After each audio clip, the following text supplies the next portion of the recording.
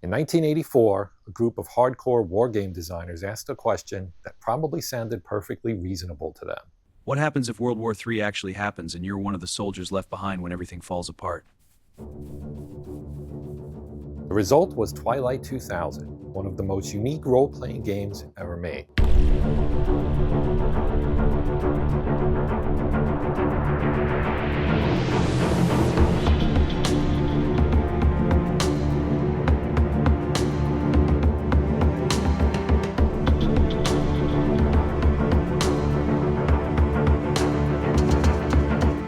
Now what you're seeing here is the cover of the GDW version of the game. And I wanted to take a brief diversion here because I kind of often do this when I'm looking at covers of games or magazines or whatever, what have you. And that is to look at the art and imagine if this had been a movie, let's say, and who would be playing these roles.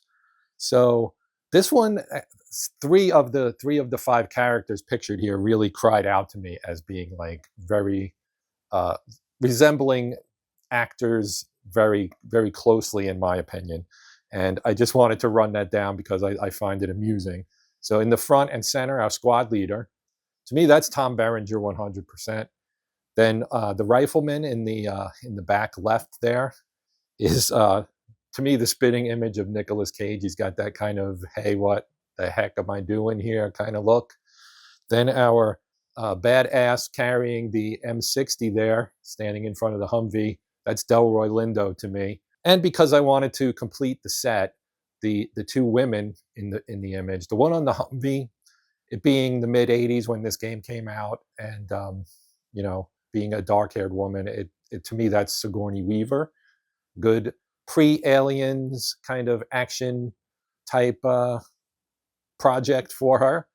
Now the blonde in the front right was tough for me to really think of somebody. I mean, the flowing locks in that kind of 1980s style, you could think of someone like maybe Heather Locklear, but I thought about it and said, maybe that could be Brigitte Nielsen. She would, of course, have needed a different hairdo. Her hair at that time was very short, as you could see in Rocky IV or Cobra. She was also in Red Sonja, where I think she did have longer hair. So, you could do that. But she was very much a tall, athletic, strong-looking woman who probably would have been perfect for a role like that. So, end of digression, back to the matter at hand. Today we're taking a first look at the modern edition from Free League Publishing, and if you're a wargamer, you may find this feels a lot more familiar than most role-playing games. This game was originally published in 1984 by Game Designers Workshop and designed by Frank Chadwick and a few of his colleagues. It is set in a Cold War, World War III setting and has a NATO versus Warsaw Pact war gone nuclear. Now, this was the original version, and we'll get into the history here in a bit. So players are stranded soldiers trying to survive or get home, etc. Unlike most post-apocalyptic games, this one doesn't take place centuries after civilization collapses. It takes place during the collapse itself, when armies still exist, but the supply chain has fallen apart. Now, the game has gone through multiple versions, the first several from GDW, as history kind of changed the background on it, and it went from more of a futuristic thing to a kind of alternate history type of thing. And you can see that right here. Now, this is the 4th edition. It is done by Free League Publishing, as you can see up there. So, of course, GDW no longer exists, although Frank Chadwick very much is still active and doing things. But this is the back of the box. The setting is still a war-torn Europe circa 2000 in the aftermath of a war that never happened, a war that included nuclear, chemical, and biological weapons that devastated Central Europe. And it says it's in an alternate timeline where the Soviet Union never collapsed. So we're going to take a look inside the box. You get a brief look here at the back, but we're going to crack it open and see what's inside. Okay, so let's take a look inside the box here. All right, so we have our dice, and we'll get into why these look like this here in a moment. Desiccant. Then we have our cards. So there are cards in here, right? And again, we'll get into that, more desiccant. We've got our games catalog from Free League Publishing.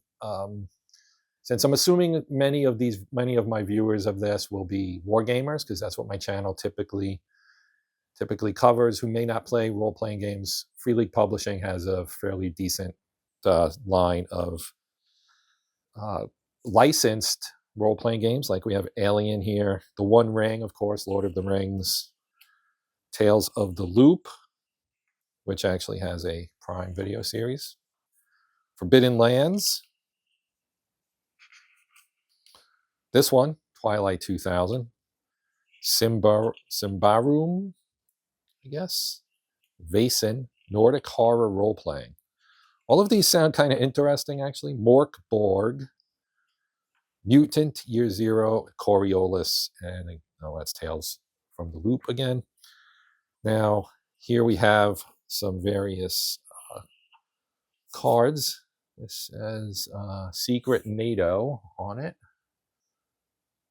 April 2000, from the headquarters of the 2nd Marine Division to the headquarters of the 2nd Marine Regiment, Flash Precedence, Classification, Secret, Operation Orders, Operation Reset, and it tells you some background information here. And I guess, there are 2 copies of this. Then we have our map. And one of the reasons I was attracted to this is if we look at the map, if I can get it out of the box, and we'll look at this in more detail later on, but we have hexes.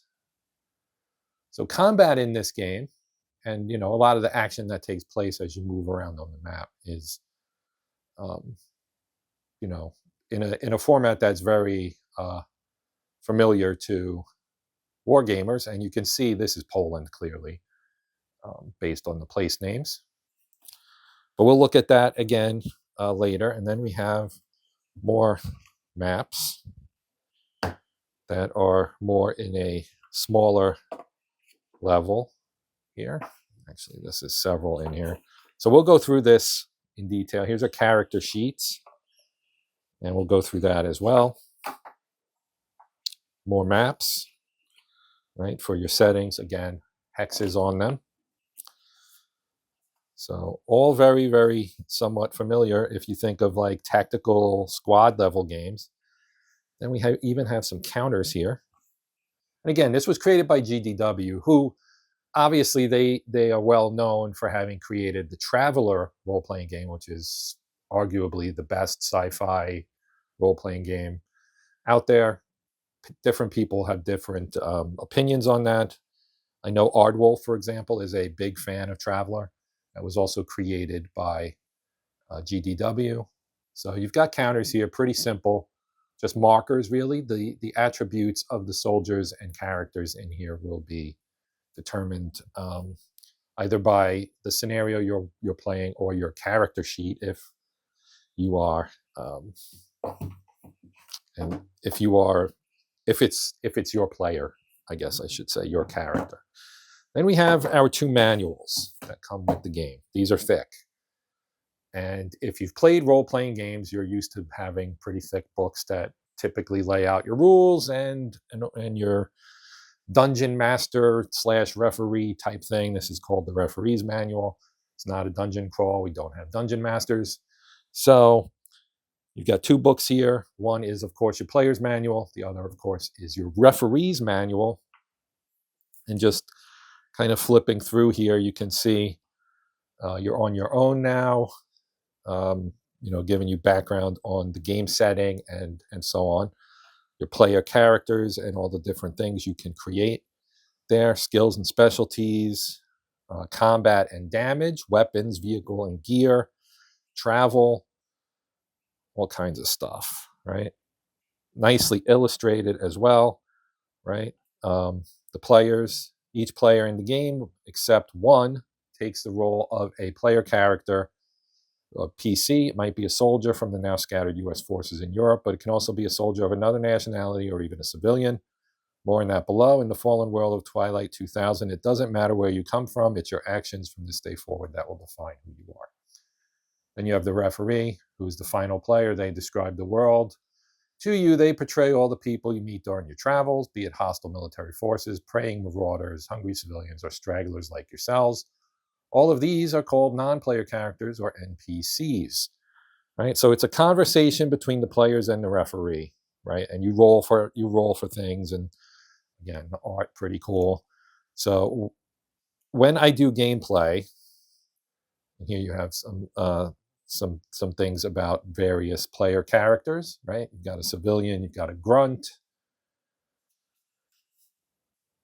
the gunner, the kid, the mechanic, the medic. And what I was saying is we'll go through in more detail when I actually start playing this, because I do have ideas for a nice campaign that would work in here. You've got Soviet forces, of course, other NATO nations, all kinds of stuff, right? Develop your character, how you learn and level up and things like that. If you've played any kind of role-playing game, a lot of the player stuff in terms of core will be at least relatively recognizable or something you can easily grok based on prior experience. If you're completely new to role-playing games, well, then you'll have a slightly steeper learning curve, but none of this is brain surgery. Referee's manual, on the other hand, is going to contain your scenarios and things about that. Like here's, again, more information. Their main settings, you've got Poland and Sweden. Then you have some other countries that are mentioned here at the bottom: Germany, France, the UK, America, and the rest of the world. Your job as the referee, encounters, which are basically like scenarios. Then you have your factions and forces for the various locations, scenario sites, and there's solo rules. So that's the way I will initially be playing this. We'll see how things go. But look, you've got orders of battle in here for Soviet forces. And then you have Poland over here. You have NATO forces as well, US, right? Where people or units are, 2nd Armored Division. Then you've got German forces as well. I see Panzer divisions and Panzer Grenadiers and Fallschirmjägers, right? Polish forces, Soviet forces, Southern Poland, Northern Poland, Eastern Poland, Sweden, and you got the Swedish background. There's the map for Sweden. Very cool. All this stuff is, of course, of use to the referee. Here's your job as referee. Again, the artwork, I love it. Going home, list of encounters, right? And you got some wildlife. Big old ground zero crater. Of course, this takes place after a limited nuclear exchange, so enough to really, foobar everything, but not actually end the world as we know it, which, of course, is the ultimate end game of nuclear war. So now that we've kind of looked at the components, I will show you some of the, we'll talk about some of the mechanics and how the game actually works. And we'll start with the dice. All right, so just take some of these out of here, or all of them out. You'll note right away, you've got D6s, right? Different colors, but they're kind of the same in terms of what's on them. Some of them will have a little explosion and a bullseye, right, on the 6 and the 1. Actually, they all have that on the 1 and the 6. They're just different colors. So you have D6s, many of them. Well, let's see how many. We've got 2, 4, 6, 8, and then we got this guy here, which is a unique one. Right? Then we have other sizes. Here we have a D12, I believe, and another D12. This one is a D10. We have some D8s as well, I think. 1, 2, 3, 4, 5. This one is also D10. Here's a D8. 2d8s, 2d10s, 2d12s. So the way this works, instead of modifiers, your rolls are modified basically by the size of the die that you're rolling based on your attributes and skills.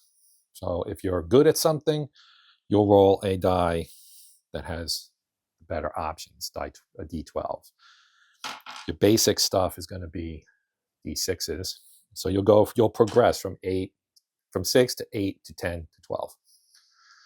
They all basically refer to, kind of like poor, average, above average, expert kind of thing. Next, we have the cards, 2 types, initiative and encounter.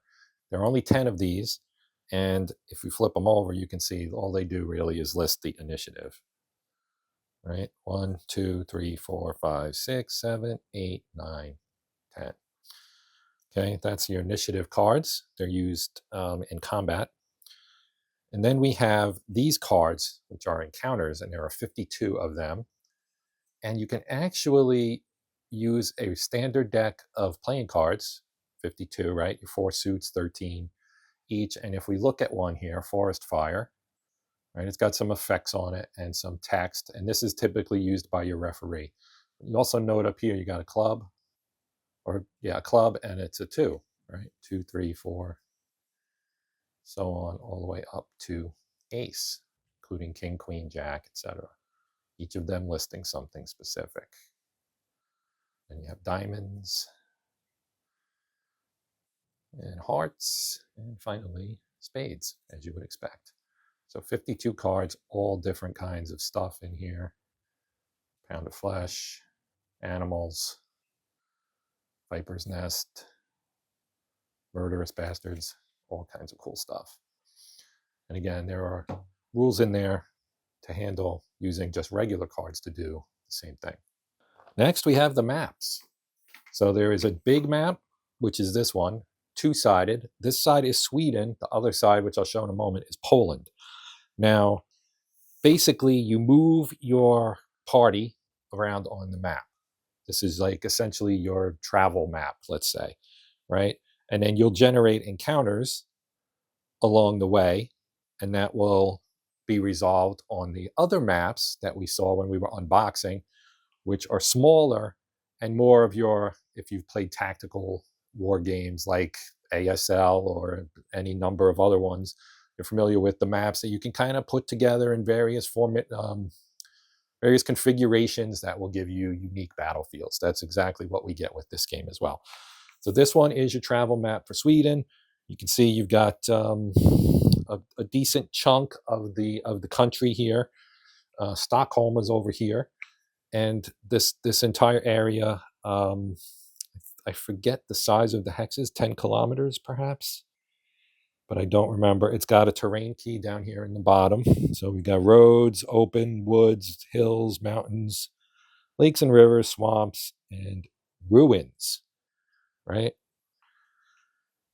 All right, then if I flip this over, we get Poland, which is a little bit different. Not as much water, for one thing, right? And you can see you've got your major areas here. We got Warsaw up here, Krakow down here, Czestochowa, Lodz, Lublin is over here. You've got, if you're familiar with Poland, you've got this is, basically like central Poland, Rzeszów down here, etc. So this was the kind of original setting for the original game that Frank Chadwick designed, with NATO basically having pushed or shoved the Warsaw Pact back into Poland. This is where the fighting was taking place, because in the original game, Russia and China had a war, and while Soviets were distracted, the Germans had an uprising in East Germany and tried to reunify the nation. This was all before the Berlin Wall came down, of course, when Germany was still divided. And so the Russians came back, and the Germans met them basically at that East German Poland border, which was now just Germany again, and that's where the fighting started with NATO and everything. So That's the big map. Now we'll take a look at the smaller maps. Okay, so here is one example of the smaller map. Now this is obviously a tactical map, right? You can see how big the road is on here, and you got your trees and some rocks and some elevation, etc. All of this is super familiar to anybody who plays war games. You got your hexes, right? That basically handles your movement and location on the map. Then you have easy things to help determine line of sight and all kinds of stuff like that. These are two-sided. And as I mentioned, they can be configured in various combinations to create fairly unique battlefields. There are 8, I think it said 8 double-sided ones. Some of them are actually fold out. So this would be one, right? We've got some heavily wooded here on this side and just kind of a crossroads on the other side. Then this one has some water, kind of a little pond, I guess. And again, some elevation with some rocks, a lot of forest. You've got your lightly wooded and heavily wooded areas. The other side, a little bit more generic looking, just kind of, out in the wilderness a little bit with some heavy woods and some open terrain. And here we have a road that's actually a divided road with dashed lines on it. And you got the elevation and rocks again.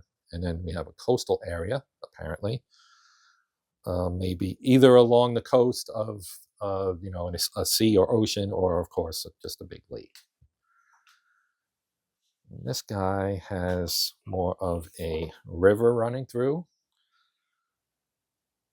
And I mean, the terrain is pretty clear. This is fairly standard stuff, the hexes, the hex sizes, this is kind of relatively standard. Like you could almost use this for an ASL scenario. The counters would fit in there pretty well, I would say. And we've got a little more road here. And here we have some settled area that is a little bit ruined here. It's looking like a house and some outbuildings maybe, or 2 houses and an outbuilding or something along those lines. Obviously a victim of the war. Then we get real urban areas. So here you have, kind of an urban layout that would not look out of place in a Stalingrad game, in my opinion. And more on the other side. You got some, shelled buildings that have taken some damage from explosives, it looks like. So you got some strewn about rubble, some craters, and some fairly intact buildings as well. Another one in that same vein, maybe more outskirts. You do have some green out here, right? And the flip side, this one is fairly bombed out. We've got basically one standing building and a whole bunch of rubble and foundations of other buildings. This one, again, looks like, maybe a camp with some tents and some trenches along the outskirts, a semi-fortified area for someone to hang out. And then we have a couple of fold-out ones that are actually bigger. So this one, as you can see, kind of folds out. This has, looks like it's a compound. We have a gate here, road coming in, barbed wire fence around the entire thing. Everything inside looks fairly intact and usable. On the flip side, you get a much more damaged looking area here. In the center, we do have a standing building here, some intact buildings around the perimeter. This guy is slightly bombed out. And the last one is this one right here, which is kind of a similar thing, more fortified area, almost like a fort, right? You've got walls and things on the corners that could be maybe somewhat turret type positions, towers maybe, large building in the middle, kind of in a L shape with a wing, a couple wings, got some fields here. So this would maybe be a compound where people were living. They've got their food production inside the wall. And then here we have a more standard kind of open, no walls or wire or anything here, just buildings with a central compound, it looks like. So you have a lot of variability in here. You can, of course, connect them to each other. So some mechanical things to talk about. How does the game work, right? The easiest way to understand Twilight 2000 is to think of it as a kind of survival campaign set during the aftermath of World War III. So your typical things that players will be doing will be traveling across the map, the big map, scavenging for supplies, right? Because logistics have all broken down. You may be part of a military unit, but your chain of command is gone and you're basically on your own. You will encounter factions. Those factions can be enemy troops, they could be civilians, they could be animals, they could be fellow NATO soldiers, they could be anything. Repair. You'll have vehicles, perhaps. You'll need to find parts for them to repair them, as they will break down. They will also require fuel, things like that. And you will, of course, on these maps, fight small tactical engagements. Overall, this will be like running a persistent military patrol campaign. And one thing we haven't talked about yet is the character sheets. So this is where you will create and track your characters. So you can see you can have a name, a nationality, your branch, your rank, any buddy that you may have, how you met the group, your experience is over here, and then you've got appearance, moral code, and big dream. All of these are things you create. Then you have your attributes, your rating, and the base die you'll use. So you'll probably have a lot of these will start as D6s, and then as you gain experience, they will increase. That's kind of a core role-playing game type of thing. Combat, you've got damage and stress, so you will take combat, you will acquire stress. You can have injuries and catch diseases. You've got armor you can be wearing, right? Helmet and, flak jacket and things like that. Any conditions you may pick up, radiation effects, and then your gear. Gear is very important, and you will have gear and need to maintain it, right? So your combat gear and your backpack. So this would be things you'll use to fight. This would be more of your survival type stuff than your weapons. You will also have vehicles, and as I mentioned, it will be important to both maintain and keep your vehicles fueled, and all of that is tracked. So this is, in some ways, very war game adjacent. Again, Frank Chadwick's fingerprints are all over this thing. So one thing I wanted to talk about before we wrap up is combat, because obviously war gamers are going to be interested in this part. So on your turn, you'll have typically a slow action and a fast action you can take, plus there are free actions that don't count. Or you can do 2 fast actions. So if we look here at the slow action list, you can see that they're kind of things like firing your weapon or taking actions that, they're called slow for a reason. They take more time, right? So you can only do one of these in a turn. But the fast actions down here are more things that like running or moving or crawling or things like that. They all shoving, disarming, grappling, aiming, all that stuff, pulling your grenade pin, etc. And they all have prerequisites as well. They don't all, but they sometimes have prerequisites. And then you have skills that you might need to check as well, right? So you can do 2 of these or 1 of these and 1 of these. And then you have free actions that are fairly simple, like dropping to the ground if you're standing up, drop something you're holding, go from partial to full cover, shout some words, etc., to talk to your team. And of course, terrain and hexes will have an impact as well. You see your terrain types and what they do in terms of impacting visibility, ranged attacks, movement, cover, all the stuff that war gamers are extremely familiar with. So that is a brief and nowhere near comprehensive general overview of combat. Now, your campaign structure, it's very sandbox. So you kind of decide what you want to do and where to go. And then your activities would be things like trading, raiding, survival type stuff, doing recon, escort missions, and basically hex crawling on this map. Pretty straightforward. All right, so now my general impressions of the game itself. I think the production quality is really nice. This book is very good. The pages are nice and glossy, as you can see the reflections of the lights. The artwork is great. You've got a good example here for this one, for example, of your line of sight, right? All very familiar how ambushes work. I mean, well, that's a mechanical thing, but in terms of quality, this is really good. Your cards are, these are, say, I would say similar to things from like Last 100 Yards, let's say. You know, good quality card stock, easily readable. The hexes are clearly delineated and have center dots. This is the background information on the operation that led up to this. So this is your background info on Operation Reset, which was a NATO offensive to try to drive the Soviets back into Russia. That caused the exchange of the big boomers and set up the situation, right? You get 5 of these, I think. They're, of course, photocopyable.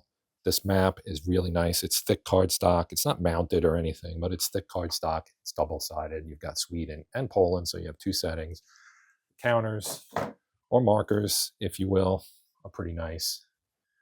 You punch easily. You got nothing hanging off. Pre-rounded. There's a little nub down there, but you can see they're pretty decent. Double-sided, standing and prone. So I will be doing something with this in terms of gameplay. I have to figure out how and what and when. So that all is to be decided. Now, to some extent, how quickly it moves up in the queue depends on the reception of this video from you guys. So please comment and let me know via likes and comments what you think of me doing some serious content on this particular game. I personally find it extremely interesting and I'm looking forward to it. That's going to do it. Thanks for watching. Quick shout out to my channel members. Appreciate the support. And again, if you're interested in joining, there is a join button where you can watch a video and get information on how it all works. But thank you for watching. As I said, any comments or questions, please put them in the comment section. I'll do my best to reply as soon as possible. Other than that, if you would consider liking, sharing, hyping, and or subscribing, all of those are great and much welcomed by yours truly. But even if you don't do any of that stuff, hopefully you'll come back and check out some of my other content here on the Hexed Encounter channel. That's it. I'm Joe. This is, as I just mentioned, the Hexed Encounter channel. And until next time, as always, happy gaming.